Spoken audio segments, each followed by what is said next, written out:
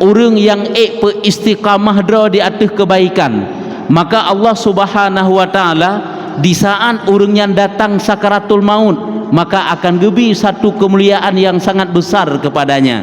Tah kemuliaan yang Allah taala juk, yaitu akan dihibur oleh para malaikat.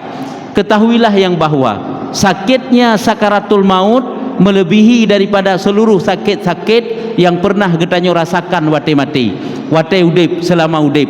Maka paditna bahagia getanyo, cukup hatna gembira getanyo apabila mati getanyo yang tengah terasakan sakit mati, tiba-tiba datang malaikat rahmat yang menghibur getanyo.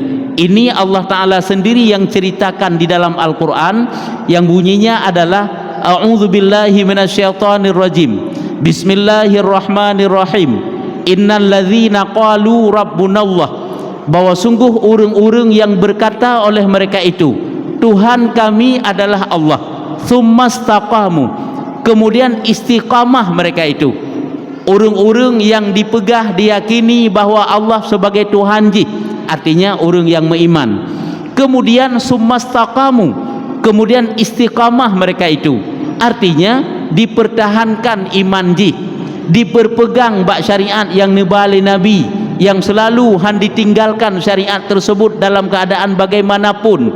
Nyan urang yang lagi nyan gepegah, tatanazzalu alaihimul malaikah, wate mati akan turun malaikat kepadanya, kepada manusia yang istiqamah tadi.